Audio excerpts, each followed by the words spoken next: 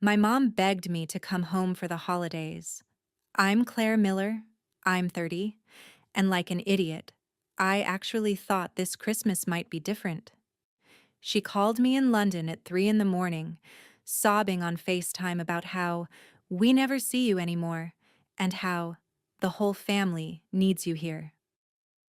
10 hours on a cramped overnight flight, 2 layovers, a dead phone battery, and I still showed up on her doorstep in San Diego with a suitcase full of gifts for my brother's kids. I was exhausted, smelled like airplane coffee, and my back was killing me. I rang the bell, heart pounding a little, stupidly hoping she'd hug me like she used to when I was a kid. The door flew open. No hello. No, how was your flight? No hug, just my mom staring at my suitcase and saying, like it was the most normal thing in the world, "You'll babysit your brother's kids. We're going on a family trip."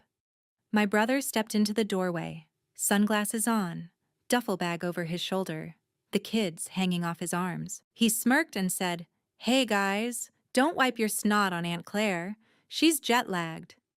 They all laughed like I was the punchline to a joke. My parents, my brother, the kids, everybody cracking up while I stood there with airplane hair and a credit card bill full of tickets I'd paid for. I didn't yell. I didn't cry. I just felt something in me click off, like a switch. I smiled, set my suitcase down in the entryway, looked my mom right in the eye, and said one sentence. And that was the moment everything flipped. The laughing stopped, the color drained from their faces, and my mom kept whispering, "No, no, no way." By the time I was done, their dream vacation wasn't happening. Their house was on the line, and I was finally done being their free babysitter and personal bank. Stay with me until the end, and I'll tell you exactly how one ungrateful daughter ruined her family's perfect holiday and took her life back in the process. The funny thing is, the moment I said that one sentence, the whole room froze. But to really understand why, you have to know what those people at the door had been doing to me for years. My mom didn't just miss me when she called me in London. 2 weeks before that 3 a.m. FaceTime, she had already texted me screenshots of crazy expensive holiday prices, hinting that she and my dad could never afford a trip like that unless I helped a little, just this once.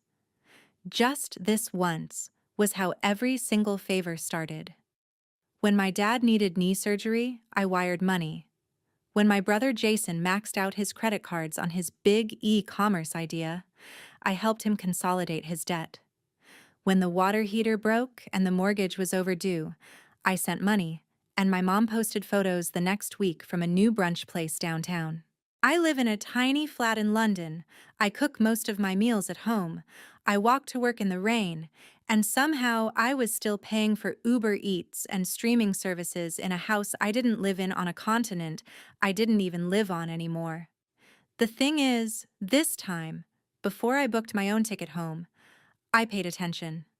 I saved every Zelle transfer, every PayPal receipt, every "thank you, honey, we'll pay you back when things calm down." I also noticed something else. An email from the bank with my name on a mortgage I did not remember signing up for, because a few years ago they had put me down as a co-borrower just to get a better rate, and I had been covering the shortfalls ever since.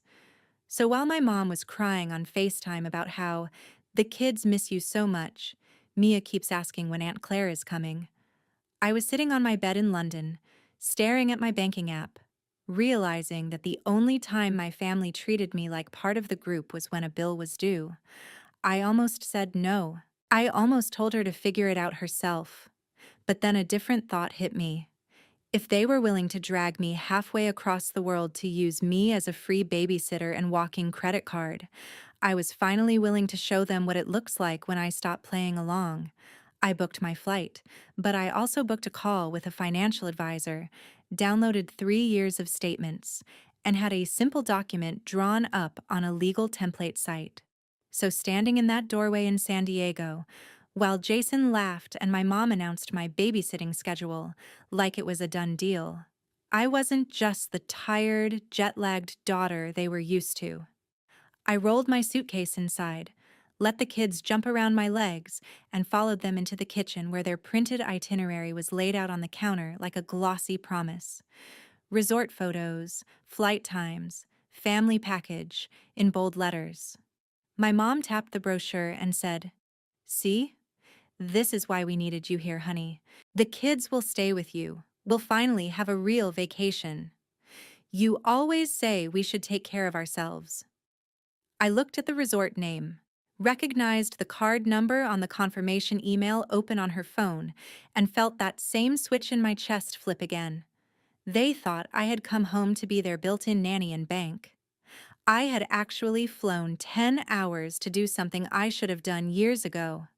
So I smiled, asked my mom to get everyone into the dining room, "So we can go over a few things before you leave," opened my laptop on the table, and pulled up the stack of digital receipts that would turn their family trip into the last time any of them saw me as a free resource. My dad sat at the head of the table like it was some kind of family meeting.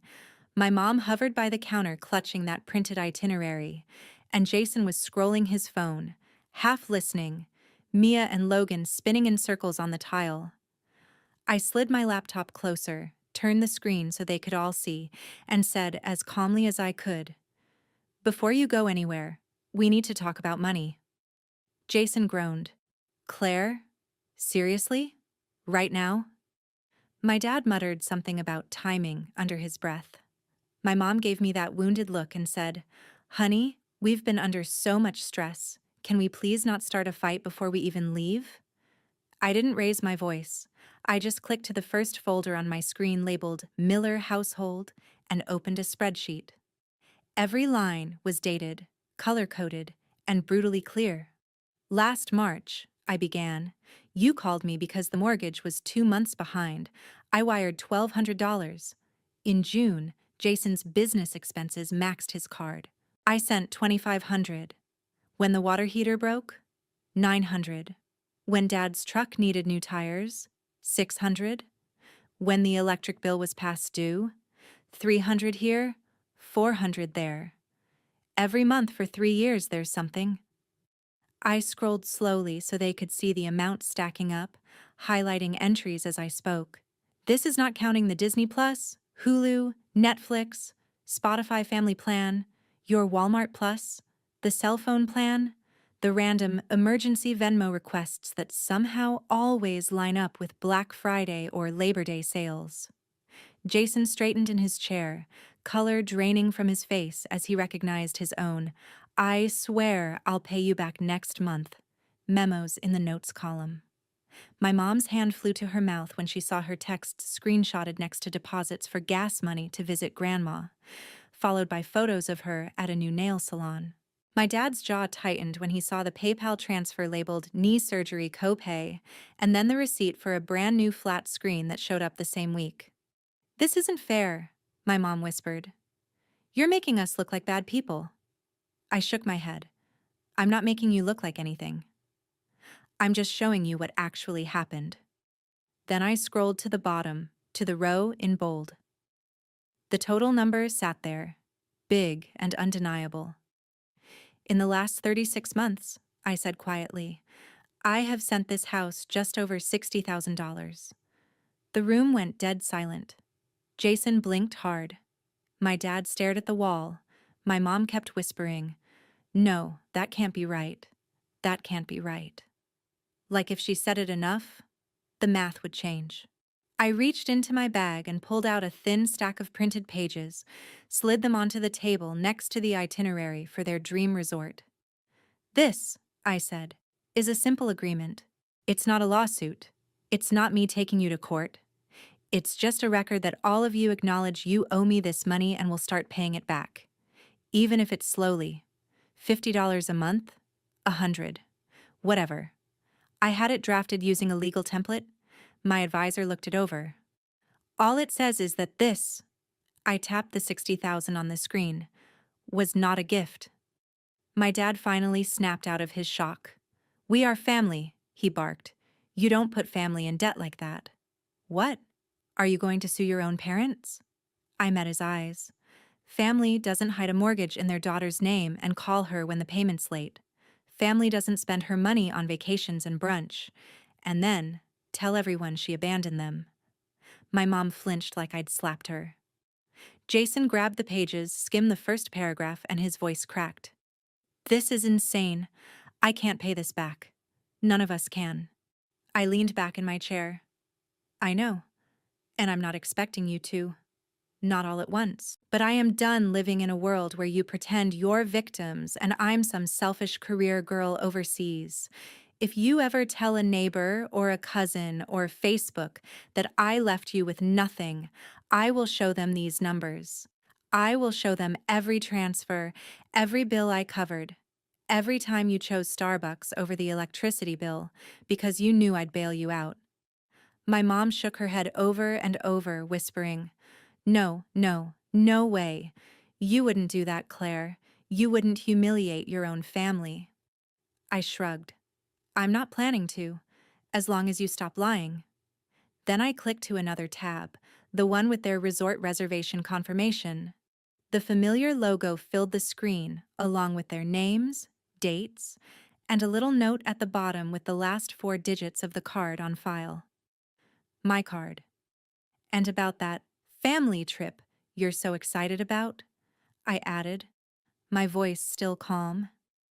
You might want to sit down for this part. My dad frowned. What are you talking about? I pointed to the status line under the reservation number. Cancelled. 3 days ago, I called the resort and the airline, I said. Since the bookings were made with my card and my account, I had every right. The package has been refunded. The flight credits have been moved. So when I told you at the door that I wasn't babysitting while you went on vacation, I closed the laptop halfway, just enough to see all their faces at once. What I meant was, there is no vacation anymore. Not without me. Not without my money. Not ever again on my dime. My dad lurched up from his chair when he saw the word canceled, like he could intimidate the screen into changing. You had no right, he snapped. Those are our tickets. I didn't even flinch. They were bought with my card, from my account, with my money, I said.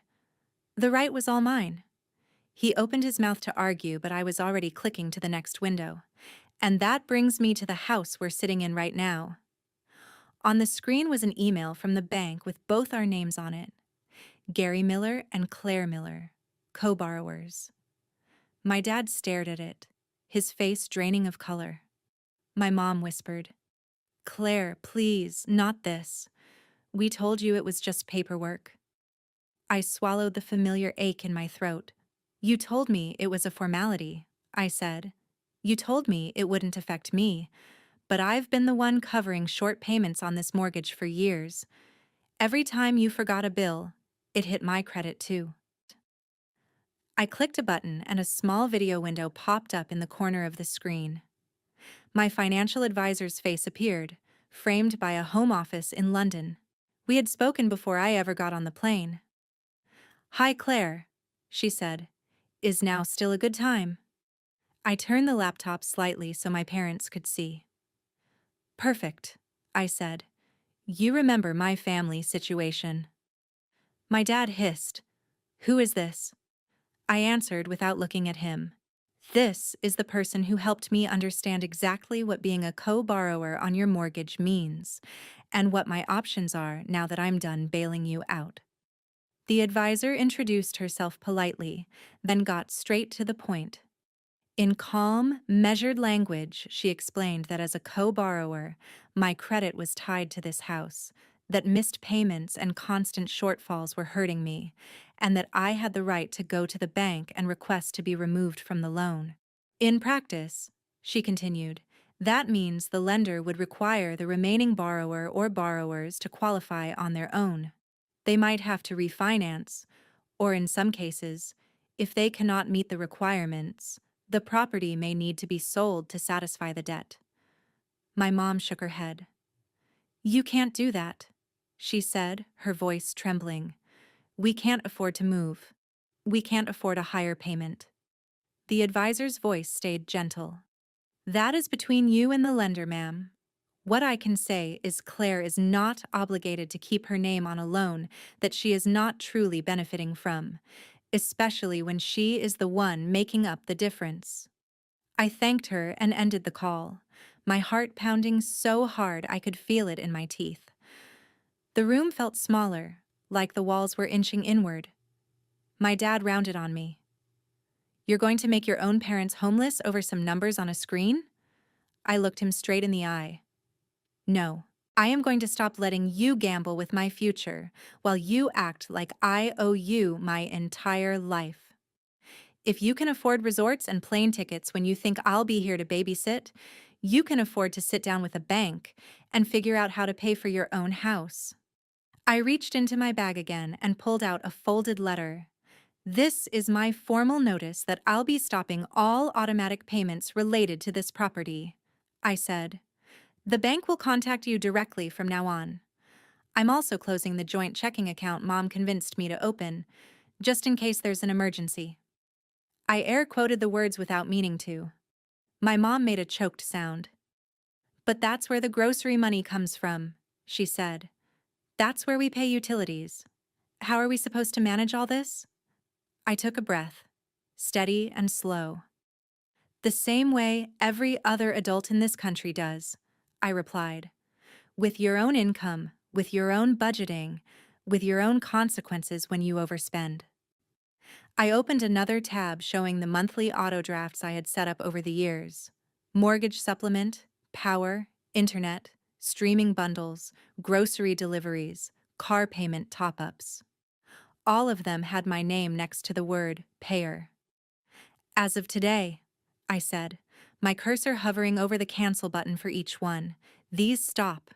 You will get your own bills, in your own names.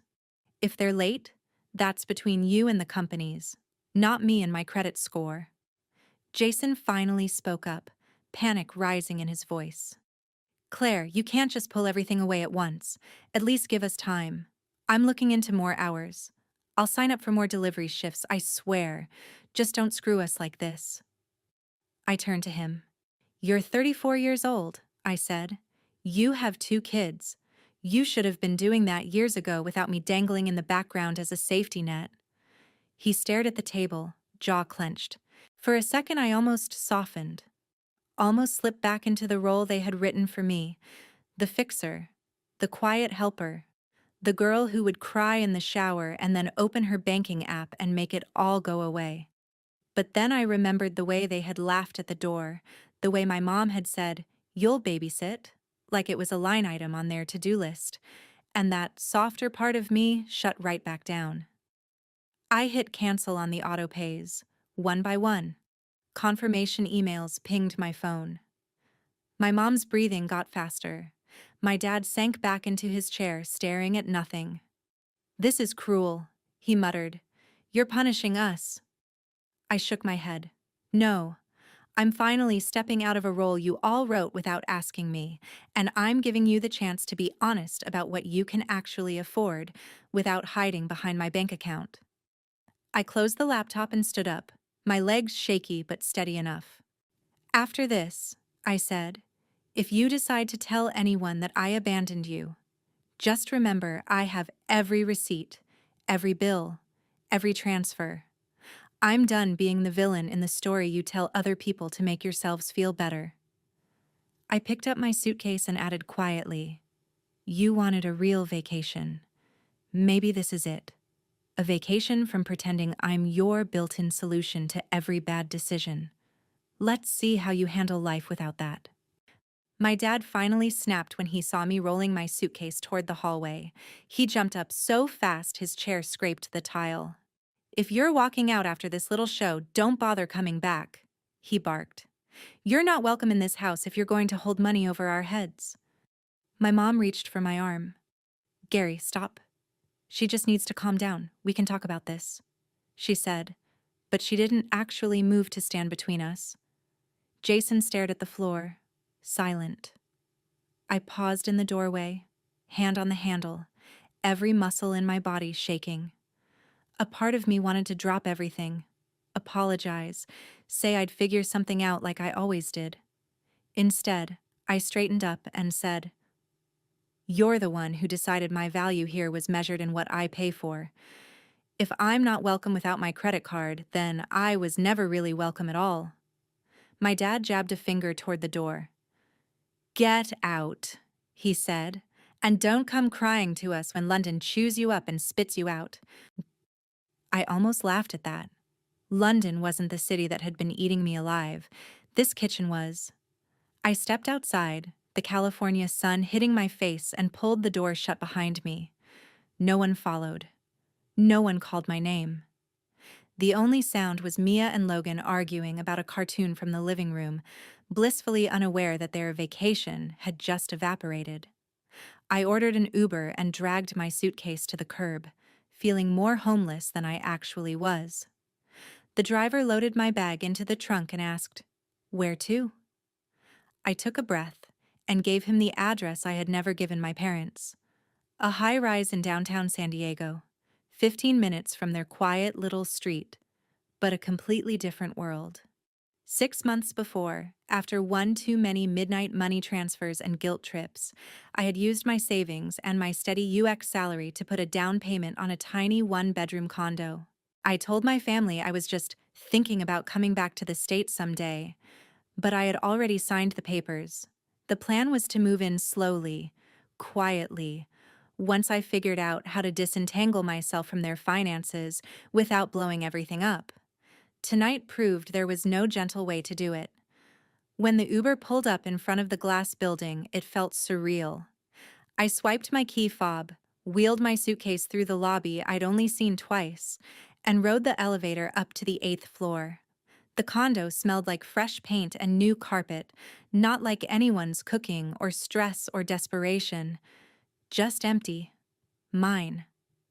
I dropped my suitcase in the middle of the living room and stood by the window, looking out over the city lights. For the first time in years, my phone wasn't buzzing with, "Can you send something until Friday?" Or, "The card got declined, can you fix it?" I opened my banking app and went through the last few things I still paid for that weren't in my name. The family Disney Plus? Canceled. The Hulu bundle? Canceled. The Spotify family account? The shared cloud storage? The random Apple charges for games the kids downloaded? Canceled, canceled, canceled. Each confirmation email felt like cutting a string that had been wrapped around my ribs for a decade. I brewed myself a cup of cheap grocery store coffee in my brand new, barely stocked kitchen and sat cross-legged on the floor because I didn't even have a couch yet. In the quiet, without my mom's constant sighing or my dad's TV blaring, the doubts rushed in. What if I'd gone too far? What if they really couldn't keep the lights on without me? What if I had just turned into the selfish, ungrateful daughter my dad always warned me not to be? Then I remembered how my mom had opened the door like I was a maid showing up for a shift.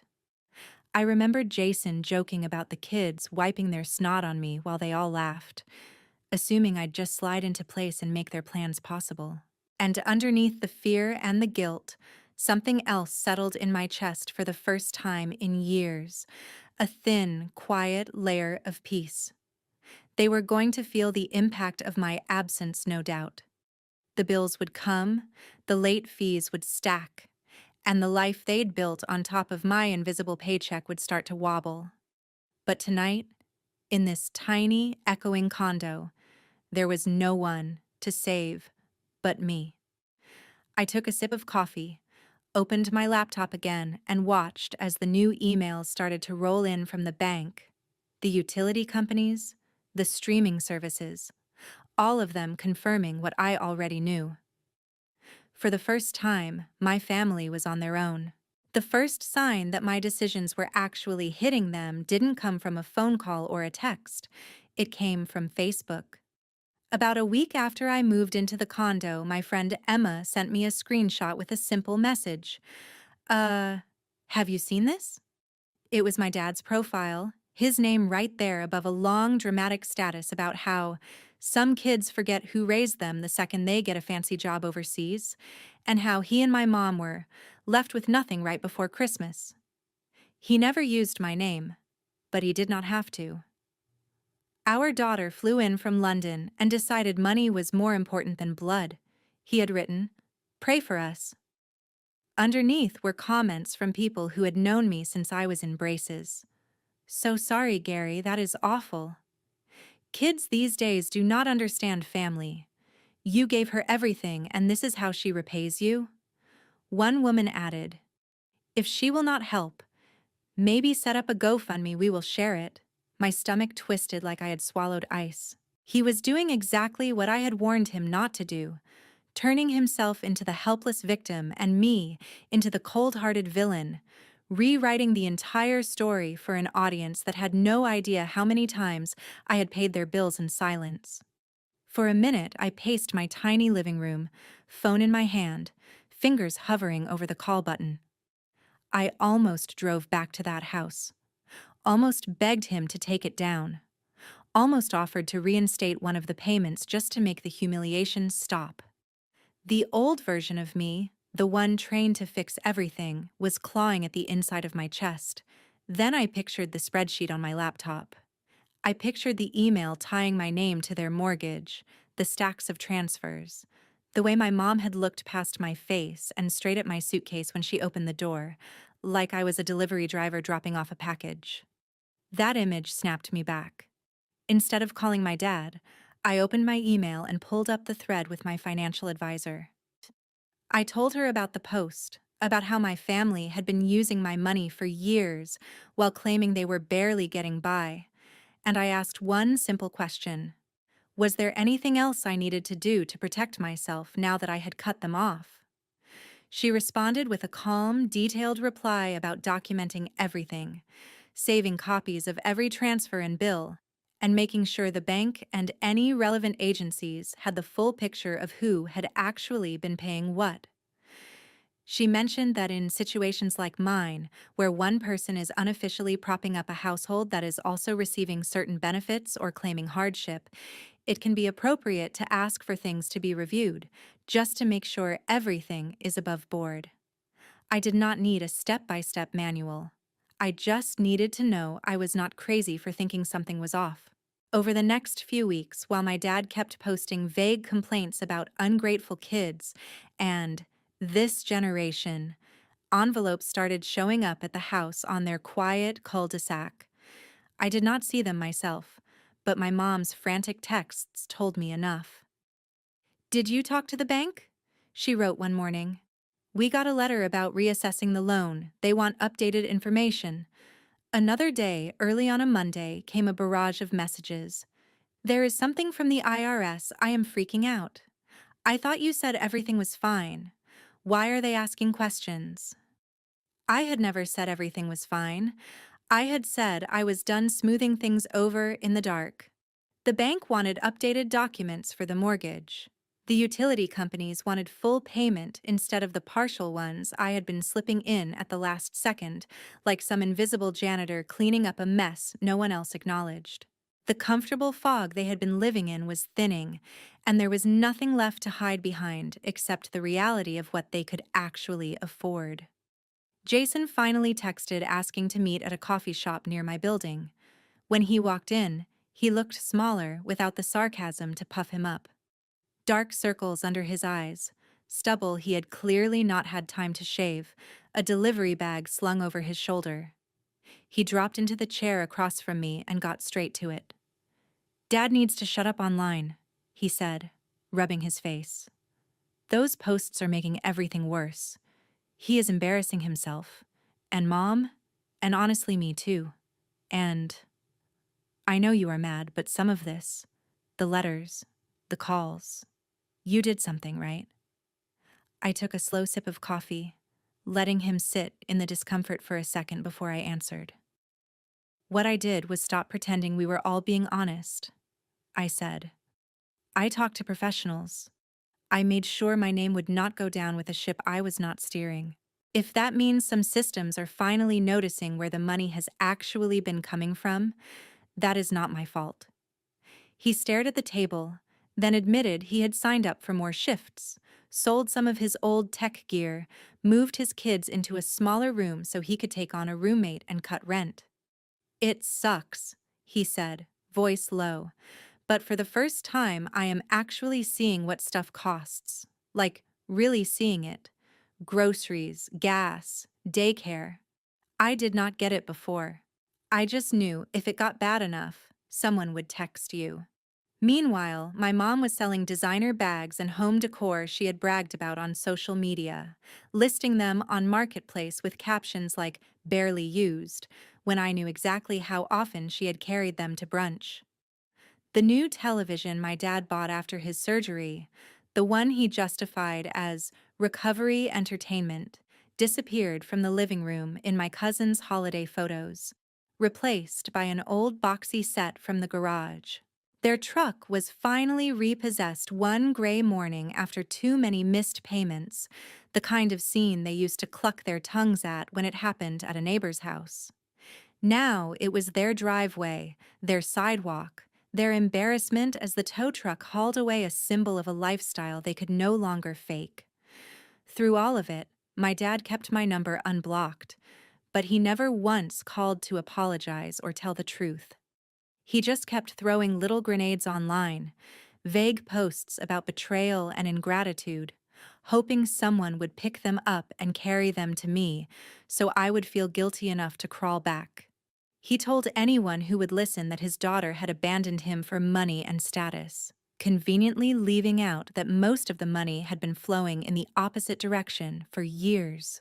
I did not respond publicly, did not jump into the comments to defend myself, did not write my own dramatic post with screenshots attached, even though the petty part of me desperately wanted to. I did not have to. I had my receipts. I had my advisor. I had my own credit finally starting to disentangle from theirs.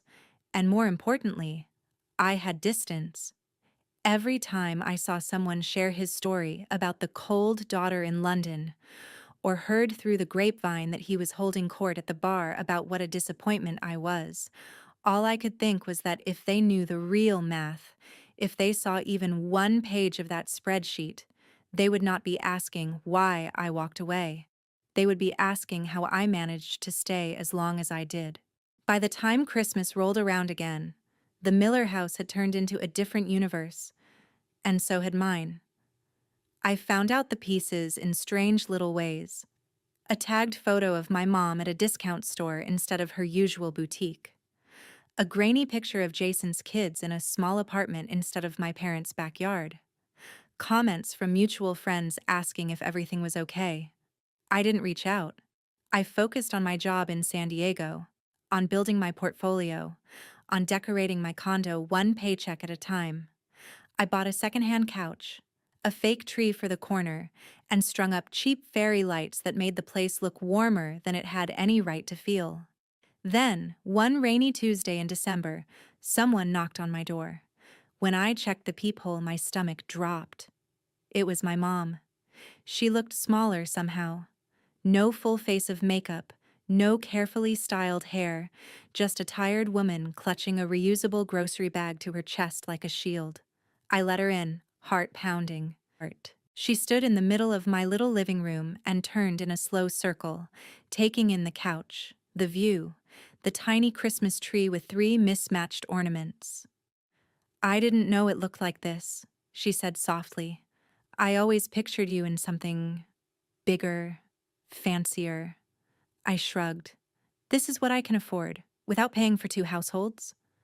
She winced like the words physically hurt. Then she opened the bag and pulled out an envelope. Inside was a check. Not for 60,000, not even close. But it was something. "It's from selling things," she said quickly, eyes shiny. "Bags, some jewelry, that coffee table you hated. And I've been picking up extra shifts at the office. It's not much, but it's a start. I told Jason we can't pretend it was all a misunderstanding anymore." For a second, I just stared at the check. It wasn't about the amount. It was about my mother, who had spent years acting like my money grew on trees, standing in my small, very human-sized living room and admitting, out loud, that she'd treated me like an ATM. She sat down on the edge of the couch and started crying. Not the manipulative, loud sobbing from the 3 a.m. FaceTime call. Quiet, broken little sounds. "Your father still says you betrayed us," she said. "He tells everyone you turned on your family because you think you're better than us. But I can't keep saying it. Not after seeing those papers. Not after the bank letters. We did use you. I did."